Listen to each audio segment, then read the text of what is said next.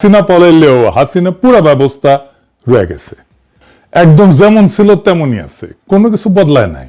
হাসিনা কইতো না আমি এই প্ল্যান করে দিয়েছি, ওই প্ল্যান করে দিয়েছি, ডেল্টা প্ল্যান করে দিয়েছি। প্ল্যান করেছে আর এক ট্যালেন্ট মাস্টার আসিছে, বাংলার লুথার কিং। হাসিনারও মজা, বেশি প্ল্যান মানে বেশি লুট। তো লুটের গুরু কারা? গুরু হইতেছে হাসিনার ছেলে সজীব ওয়াজেদ জয়, প্রতিমন্ত্রী নসরুল আহমেদ বিপু। লুটপাটের সিস্টেম চালাইতো যারা, তারা হইতেছে সাবেক জ্বালানি উপদেষ্টা তৌফিক এলাহি চৌধুরী, এখন কারাবন্দী আছে, সাবেক মুখ্য সচিব আবুল কালাম আজাদ আর আহমেদ কাইকাউস। পুরা 15 বছর বিদ্যুৎ মন্ত্রণালয়ের দায়িত্ব হাসিনা নিজের হাতে রাখছিল, নিজের কবজায়। হাসিনা পালানোর পর 2 বছর হইতে চললো, কারো শাস্তি হয়নি, কারো জবাবদিহি হয়নি। আর আছে কোম্পানিগুলা, আমি সব কোম্পানির নাম বলবো না, আজকে 2টা কোম্পানি আপনারা চেনেন, সামিট আর এসালম। সামিটের মালিক হচ্ছে মোহাম্মদ আজিজ খান, তার বড় ভাই হইতেছে লেফটেন্যান্ট কর্নেল ফারুক খান, আওয়ামী লীগের প্রেসিডিয়ামের সদস্য, সাবেক বাণিজ্য আর বেসামরিক বিমান মন্ত্রী। পাকিস্তান আর্মিতে ছিল, 1971-এ বাঙালিদের বিরুদ্ধে যুদ্ধ করেছে। পাকিস্তান মিলিটারি একাডেমি থেকে কমিশন পাইছে 71-এর মার্চে, ঠিক যেদিন বাংলাদেশে মুক্তিযুদ্ধ শুরু হয়, 25শে মার্চ। তারপরে কি করলো? তারপরে পাকিস্তান সেনাবাহিনীর পক্ষে দিনাজপুরে পোস্টিং নিল। মুক্তিযুদ্ধ শুরু হলে পাকিস্তান সেনাবাহিনীর পক্ষে প্রথম যে অপারেশন, এটা ফারুক খান চালায়। কয়েকজন মুক্তিযোদ্ধার নিরীহ বাঙালিকে নির্মমভাবে হত্যা করছে। দিনাজপুরের মুক্তিযুদ্ধ বইয়ে এই কথা লেখা আছে। এই পরিবারের সদস্যরাও তালিকাভুক্ত রাজাকার। মকসুদপুরে মানুষের বাড়িঘর দখল করছিল। 72 সালে পাকিস্তান আত্মসমর্পণের পর পরিবার সহ মকসুদপুর থেকে বিতাড়িত হয়েছিল। পরে এক স্থানীয় মুক্তিযোদ্ধার পায়েটায় ধরে এলাকায় ফিরে আসে। 2008-এর পরে আবার সে মুক্তিযুদ্ধ সনদের জন্য দৌড়ঝাঁপ করেছিল, পায় নাই। সেনাবাহিনীর চাকরি ও আকারে পদ বালকের মতো সাফল্যে ভরপুর। 90-এর দশকে পদ বাণিজ্য সহ নানা কেলেঙ্কারিতে জড়ায় অবসরে যেতে হয়। তারপর 1996 সালে কোটি টাকার বিনিময়ে আওয়ামী লীগের মনোনয়ন কিনে সংসদ সদস্য হয়। রাজাকার থেকে আওয়ামী লীগের কান্ডারি, আর সেই কান্ডারির ছোট ভাই বাংলাদেশের জ্বালানি খাতের সবচেয়ে বড় লুটেরা সাম্রাজ্যের মালিক। ভাইয়ে ভাইয়ে সাম্রাজ্য। 71-এর দিনাজপুর থেকে 2026-এর সিঙ্গাপুর। হ্যাঁ, এই হইতেছে বাঙ্গুদের জার্নি, বাঙ্গু এলিটদের জার্নি। আরো 3 ভাই আছে, জাফর, লতিফ, ফরিদ, সবাই সামিটের ভাইস চেয়ারম্যান। পরিবারের কোম্পানি, পরিবারের সাম্রাজ্য। আর এক তালেবর, আমাদের শিলং সালাউদ্দিনের প্রিয় অলিগার্ক এসালম। এসালমের কাছ থেকে ইসলামী ব্যাংক উদ্ধার করা হয়েছে দেখে সংসদে শিলং সালাউদ্দিন কয় নারায়ে তাকবীর বইলা নাকি ব্যাংক দখল করা হয়েছে। শুনেন। কেউ সরকারি ইন্টেলিজেন্স ব্যবহার করে হোটেলে ডেকে নিয়ে এসে করেছে, আর কেউ সরাসরি নারায়ে তাকবীর আল্লাহু আকবার বলে নেমেছে। শুনেছেন? খুব দুঃখ পেয়েছে শিলং সালাউদ্দিন। এই এসালমের বিদ্যুৎ কেন্দ্র হইতেছে চট্টগ্রামের বাঁশখালী, সমুদ্রের ধারে 1320 মেগাওয়াটের কয়লা বিদ্যুৎ কেন্দ্র, নাম এসএস পাওয়ার। এই প্ল্যান করার সময় 2016 থেকে 17 স্থানীয় মানুষ রাস্তা নামছিল, কারণ তাদের জমি যাচ্ছে, মাছ ধরার জায়গা যাচ্ছে, পরিবেশ যাচ্ছে। প্রতিবাদে মিছিল হয়েছিল, আন্দোলন হয়েছিল, সংগ্রাম হয়েছিল, গুলি করছিল পুলিশ, হাসিনা পুলিশ, সাথে ছিল এসালমের গুন্ডা। 5 জন মানুষ মারা গেছিল পুলিশ আর গুন্ডার গুলিতে। একটা প্ল্যান তৈরি হওয়ার আগেই 5টা লাশ। এই রক্তের উপরে দাঁড়ায় প্ল্যান চালু হইলো। তারপর কি হইলো? 2019 ফেব্রুয়ারিতে সরকার এসালমকে এক ধাক্কায় 3170 কোটি টাকার স্ট্যাম্প ডিউটি মাফ করে দিল। জমি লিজ আর ব্যাংকের ফাইন্যান্সের দলিলের উপরে স্ট্যাম্প লাগতো, সেটা ফি ছিল এত টাকা, মাফ করে দিল, ডলারে 382 মিলিয়ন। প্ল্যান তখনও চালু হয়নি, তার আগে উপহার দিয়ে দেওয়া হইলো। কেন দিল? এমন যদি হইতো যে তারা কম দামে আমাদেরকে বিদ্যুৎ দিতেছে, তা তো না। বাঁশখালী থেকে যে বিদ্যুৎ আসে তার দাম শুনলে মাথা ঘুরে যাবে। ইউনিট প্রতি 20 টাকা 53 পয়সা, দেশের সবচেয়ে দামি বিদ্যুৎ। তুলনায় দেখেন, রামপাল থেকে আমরা 16 টাকা 11 পয়সা, আদানি থেকে 15 টাকা 14 পয়সা, বরিশাল থেকে 13 টাকা 16 পয়সা, পায়রা থেকে 11 টাকা 87 পয়সা। বাঁশখালী আদানি চাইতে 35% বেশি, পায়রার চেয়ে দ্বিগুণ। শুধু 23-24 অর্থ বছরে বাঁশখালী একাই ক্যাপাসিটি চার্জ নিছে 3287 কোটি টাকা। সমান সাইজের অন্য কয়লা কেন্দ্রের তুলনায় দ্বিগুণেরও বেশি। 2008-এ হাসিনা ক্ষমতা এসছে, চারিদিকে লোডশেডিং, 15 কোটি মানুষের দেশে বিদ্যুৎ সক্ষমতা 5500 মেগাওয়াট, দরকার 7000 মেগাওয়াট, ঘাটতি 1500 মেগাওয়াট। তার মানে প্রত্যেকটা 5টা ঘরের একটাই অন্ধকার। হাসিনা দেখলে এটা তো মজা, এখানে সুযোগ, এখানে দাও মারা যাবে, দাও। পাবলিক অস্থির হয়ে আছে লোডশেডিং এর যন্ত্রণা, এই থেকে মুক্তি পাইতে যা খুশি মেনে নেবে। হাসিনা আসলো পরিত্রাতা হইয়া, সংকটের সমাধান নিয়ে সংসদে পাশ হইল কুইক রেন্টাল বা ইনডেমনিটি অ্যাক্ট। এই আইন হাসিনাকে 2টা ভয়ঙ্কর ক্ষমতা দিল। সেকশন 6-2 কি আছে সেইটাতে? জ্বালানি মন্ত্রী একাই কোনো দরপত্র ছাড়া যে কোনো চুক্তি করতে পারবে। আর সেকশন 9, এই চুক্তি কোর্টে চ্যালেঞ্জ করা যাবে না। মন্ত্রী একা চুক্তি করবে, কোর্টে যাওয়া যাবে না, কেউ প্রশ্ন করতে পারবে না। কি মজা! আইন পাশ করার সময় হাসিনা কইছিল এটা মাত্র 2 বছরের জন্য, সংকট কাটে গেলে আইন আর থাকবে না। সেটা বাতিল হইল না। 2 বছর ব্যাটতে ব্যাটতে ব্যাটতে ব্যাটতে আজ পর্যন্ত শেষ হয় নাই। কয়েক দফা বাড়ায় 2026 সাল পর্যন্ত টিকায় রাখা হয়েছে। 33 বছর কাটলেও কেউ কথা রাখে না, পলিটিশিয়ানরা কোনোদিন কথা রাখে না, এটা মাথায় রেখেন। আর বিএনপি তখন সংসদে 15 বছর ধরে যে ইনডেমনিটি আইনটা হাজার হাজার কোটি টাকা লুট হইল, প্রধান বিরোধী দল হিসাবে বিএনপি সংসদে সেটার বিরুদ্ধে দাঁড়ায় নাই, রাজপথে রাজনীতির কেন্দ্র ইস্যু করে নাই। হরতাল হয়েছে অনেক কিছুর জন্য, খালেদা জিয়ার বাড়ির জন্য, কেয়ারটেকার বাতিল নিয়ে, কুইক রেন্টাল নিয়ে হয় না কিছু। হাসিনা তাইলে কেন আইন করলো? 1 নাম্বার তো রাষ্ট্রের সম্পদ মাফি। 2009 সালে যখন হাসিনা ক্ষমতায় আসে, দেশের বিদ্যুৎ উৎপাদনের প্রায় 80% ছিল রাষ্ট্রীয় মালিকানায়, মাত্র 20% ছিল বেসরকারি হাতে। মানে জ্বালানি খাতের নিয়ন্ত্রণ তখনও জনগণের, রাষ্ট্রের হাতে। সেটাই থাকে সব দেশে। জ্বালানির উপরে রাষ্ট্র সার্বভৌম কর্তৃত্ব রাখতে চায়। যুদ্ধ লাগলে দেখেন জ্বালানি উৎপাদন আর সরবরাহ শত্রু দেশ ধ্বংস করে দেয়। আর বেসরকারি এই যে অনুপাতটা, এটা পাল্টে দেওয়া হলো ইচ্ছাকৃতভাবে সংকট সমাধানের নামে। আমাদের জ্বালানি নিরাপত্তাকে বেসরকারি খাতে শুধু হাসিনা তুলে দিল না, বিদেশি রাষ্ট্রের উপরে নির্ভরশীল করে দিল। নির্বিচারে বেসরকারি খাতে নতুন নতুন কেন্দ্র বসানো হইল, নতুন রাষ্ট্রীয় বিদ্যুৎ কেন্দ্র আর বসানো হইল না। সব নতুন চুক্তি গেল সামিট, ওরিয়ন, এসালম, ইউনাইটেড, ডরিনের মতো হাসিনার ঘনিষ্ঠ কোম্পানির হাতে। ডরিন গ্রুপ কার জানেন? জানেন না? সোহরদের বডিগার্ডের 4 খলিফার 1 খলিফা নূরে আলম সিদ্দিকীর। ওর পোলা, ও মারা গেছে তো এখন ওর পোলা চালায়। 15 বছরে অনুপাত উল্টে গেল। আজ বেসরকারি খাতের দখলে পুরা বিদ্যুৎ উৎপাদনের বড় অংশ। রাষ্ট্রীয় খাত সংকুচিত, দুর্বল এবং ভর্তুকি নির্ভর। এর মানে কি? জ্বালানির মতো একটা সংবেদনশীল খাত আর রাষ্ট্রের হাতে নাই, মাফিয়া গোষ্ঠীর হাতে। তারা যদি একদিন ঠিক করে যে প্ল্যান বন্ধ করে দিবে, বাংলাদেশ অন্ধকার, তারা যদি ঠিক করে দাম বাড়াবে, সরকারের কিচ্ছু করার নাই, তারা যদি ঠিক করে বকেয়া চাই, সরকার মাথা নত করবে। চুক্তি বাতিল করার ক্ষমতা রাষ্ট্রের হাতে নাই। রাষ্ট্র এখন জিম্মি, এবং জিম্মিকারীরাকে হাসিনার তৈরি করা মাফিয়া শ্রেণী। তো বিদ্যুতের সংকটে সরকার কেমনে সমাধান করবে? আজকে একটা এক্সাম্পল দিতেছি একটা সেক্টর নিয়ে। হাসিনার লেসপেন্সার ছিল সামিট গ্রুপ। সেই সামিটের 5টা কোম্পানিকে হাসিনা পলানোর পরে বাংলাদেশ সরকার পরিশোধ করেছে 5,978 কোটি টাকা। হাসিনা পলাইছে, সামিটের চেয়ারম্যান ফারুক খান গ্রেপ্তার হয়েছে, আজিজ খানের ব্যাংক অ্যাকাউন্ট জব্দ হয়েছে, তবু হাসিনা পলানোর পরের 1 বছরে সামিট গ্রুপ 5,978 কোটি টাকা পাইছে। তার মানে তার কি ইলেকট্রিসিটি দিচ্ছে সরকারকে, তাই সরকার টাকা দিতেছে? জি না। ফারুক খানের ফ্যানেলের কাপড় ঘষলে ইলেকট্রিসিটি যেটা তৈরি হবে সেটুকুও দেয় নাই। শূন্য ইলেকট্রিসিটি দিয়া 1000 কোটি টাকা নিয়ে গেছে। জানেন তো আমাদের শরীরে এমনকি চুলে ঘষা দিলে ইলেকট্রিসিটি তৈরি হয়, স্থির বিদ্যুৎ কয়। তো ওই স্থির বিদ্যুৎও শরীরে ঘষা দিলে যা বাড়াবি সেটাও দেয়নি। তাহলে কেমনে নিল টাকা? এটা পরে আমরা বিস্তারিত দেখব। শুধু সামিট না, ওরিয়ন আর মির্জা আজম পরিবারের ডিজিটাল পাওয়ার পাইছে 299 কোটি টাকা। মাশাআল্লাহ। হাসিনার সাবেক প্রোটোকল অফিসার আলাউদ্দিন নাসিমের কোম্পানি পাইছে 241 কোটি টাকা, আলহামদুলিল্লাহ। শামীম ওসমান, মির্জা আজম আর ওবায়দুল করিমের ওরিয়ন পাওয়ার সোনারগাঁ পাইছে 442 কোটি টাকা। ইয়া আল্লাহ, দরবেশ বানায় দাও। কারণ আরো আছে। একই গোষ্ঠী ওরিয়ন পাওয়ার রূপসা পাইছে 352 কোটি টাকা। এর সবাই আওয়ামী লীগের লোক, অনেকে দেশের বাইরে পালায় আছে। এই জন্য তো দুবাই বুর্জ খলিফার সামনে এরা দল বেঁধে সিল করে নিশ্চিন্তে। দেখেছেন কত নিশ্চিন্ত? কারণ বাংলাদেশ জনগণের ট্যাক্সের টাকা ঢুকিচ্ছে প্রত্যেক মাসে ওদের অ্যাকাউন্টে। এটা হাসিনার সিস্টেম আর তারেক রহমানের ম্যানেজমেন্ট। হাসিনা ছাড়া হাসিনার সিস্টেম, সেটা কেমন? কিভাবে শুরু হইলো তাহলে লুটপাট? এটা বুঝতে হলে ক্যাপাসিটি চার্জ, এই শব্দটা বুঝতে হবে। এই একটা শব্দের ভেতরে বাংলাদেশের বিদ্যুৎ লুটের পুরা লাইসেন্স লুকে আছে, পুরা গ্রামার, পুরা ব্যাকরণ। ক্যাপাসিটি চার্জ মানে কি? একটা সহজ উদাহরণ দিই। ধরেন আপনি একটা প্রাইভেট কার ভাড়া নিলেন মাসিক চুক্তিতে। চুক্তি এরকম যে গাড়ি আপনি চালান বা না চালান প্রত্যেক মাসে ভাড়া দিতে হবে। চালাইলে তেলের দাম আলাদা, না চালাইলেও মাসিক ভাড়া ঠিকই যাবে। বাংলাদেশ সরকার বেসরকারি বিদ্যুৎ কোম্পানিগুলোর সাথে হুবহু এই চুক্তি করেছে।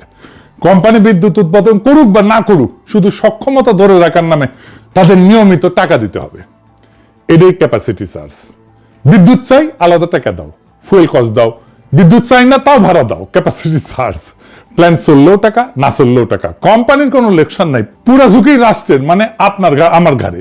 বিশ্বের কোনো স্বাভাবিক বাজারে ব্যবসায় ঝুঁকি থাকে, ভালো করলে লাভ, খারাপ করলে লোকসান। কিন্তু বাংলাদেশের বিদ্যুৎ খাতে ঝুঁকি নাই, শুধু লাভ আর লাভ। এটা ব্যবসা নাকি এটা লুটেরাদের জন্য রাষ্ট্রের পেনশন স্কিম? এই লুটেরারা কত টাকা নিছে শুনলে মাথা গরম হয়ে যাবে। এই 16 বছরে কোনো বিদ্যুৎ না দিয়ে ভাড়া বাবদ বাংলাদেশ সরকার পরিশোধ করছে প্রথম 10 বছরে 43,500 কোটি টাকা, পরের 6 বছরে 76,000 কোটি টাকা, মোট 1,25,000 কোটি টাকা। খেয়াল করেন, প্রথম 10 বছর যা দিছে, পরের মাত্র 6 বছরে তার দ্বিগুণ। লুট বাড়েনি, কিন্তু লুটের গতি বাড়ছে। আপনাদের বলা হয় সরকার প্রত্যেক বছর বিদ্যুৎ খাতে বিরাট অঙ্কের ভর্তুকি দেয়। আপনারে কয় যে আপনারে কম দামে বিদ্যুৎ দিতে ভর্তুকি দিচ্ছে আপনাকে।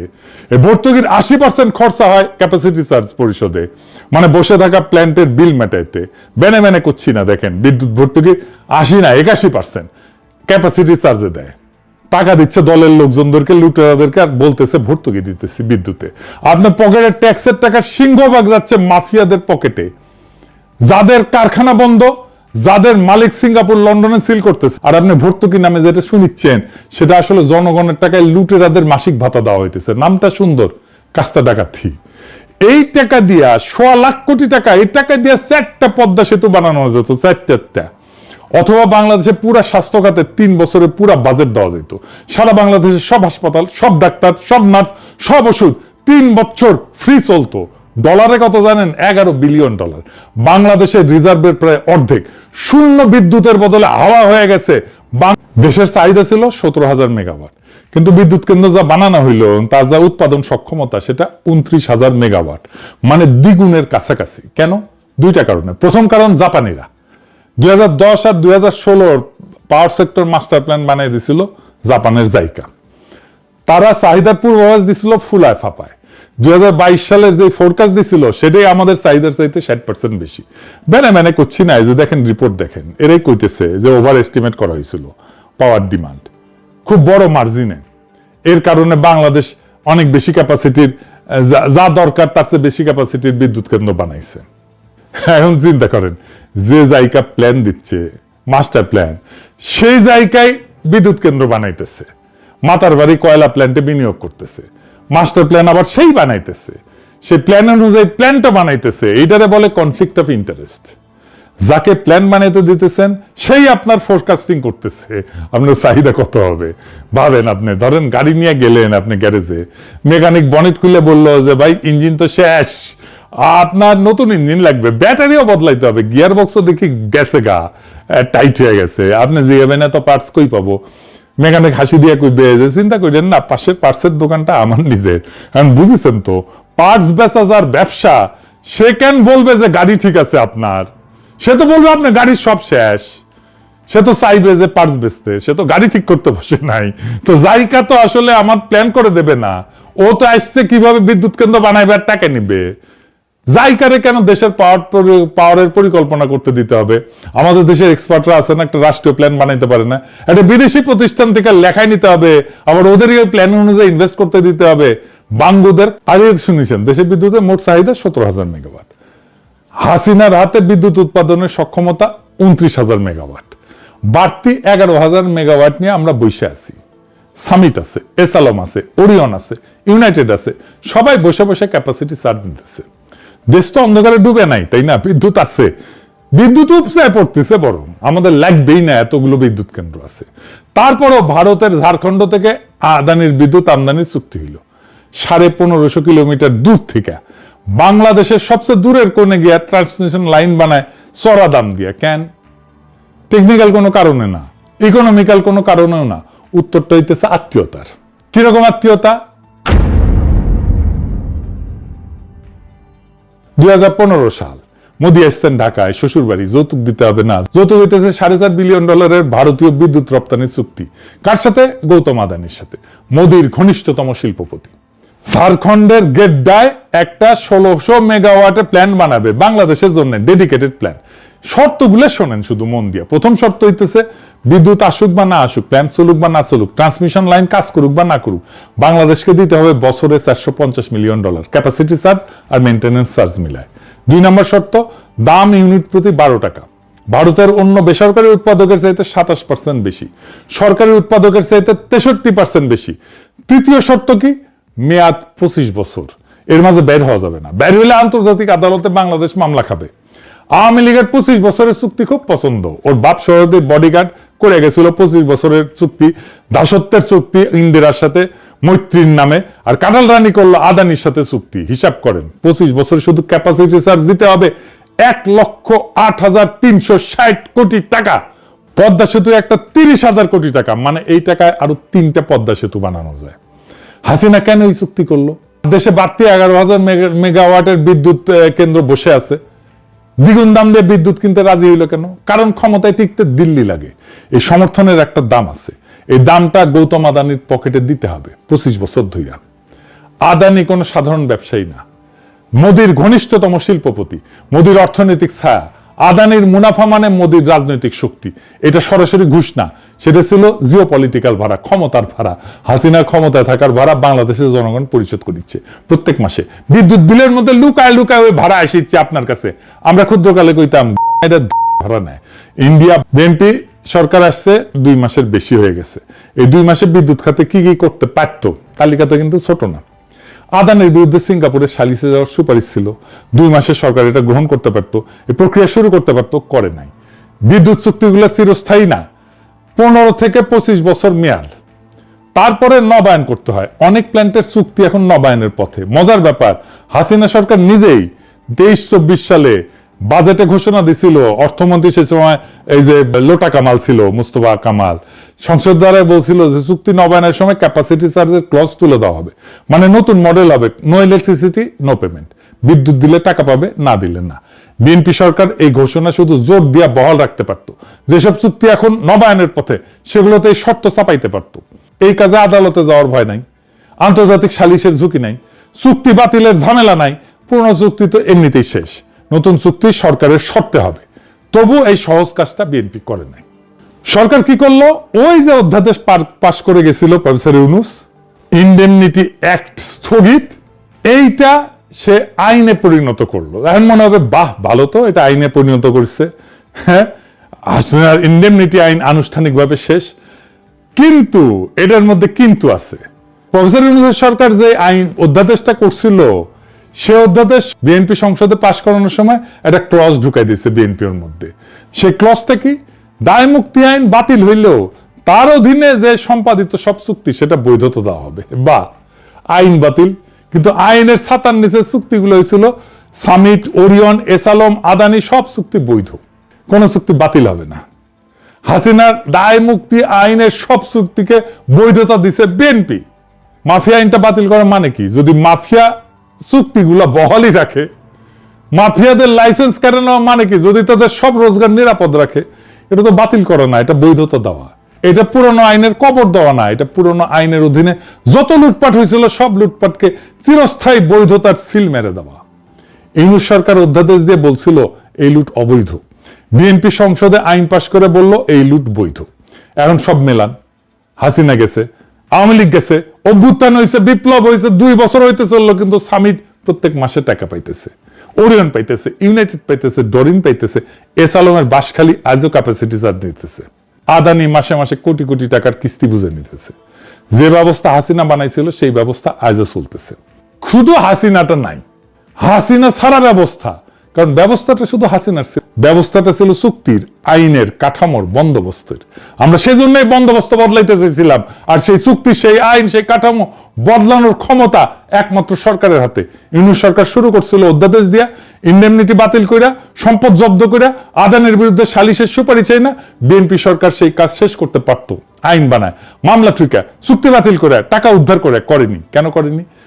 কারণ এই মাফিয়া শ্রেণীর সাথে নতুন রাজনৈতিক বন্দোবস্ত হয়ে গেছে, নাম বদলাইছে, মুখ বদলাইছে, সম্পর্ক টিকে আছে। সম্পর্ক বদলে যায়নি একটি পলকে, হাসিনা গেছে, হাসিনার ব্যবস্থা থেকে গেছে। আর সেই ব্যবস্থার বিল আবারও পরিশোধ করব আপনি, আমি, সবাই। বিদ্যুতের দাম আবার বাড়তেছে, কারণ মাফিয়াদের ভাড়া তো কেউ মাফ করেনি। আমাদের লড়াই যেন শেষ হওয়ার না, একটা লড়াই করে দম ফেলতে না ফেলতে আর একটা লড়াই এসে হাজির হয়। এই বিএনপি রেজিমকে জবাব দিতে হবে, কেন অধ্যাদেশকে অবিকল আইন বানানো হলো না, কেন ক্লজ যুক্ত করা হলো। কোন মাফিয়াকে বাঁচানোর জন্য অধ্যাদেশে নতুন ক্লোজ লাগানো হইলো? এর জবাব একদিন না একদিন দিতেই হবে বিএনপিকে, কারণ জুলাই এখনো জিন্দা আছে।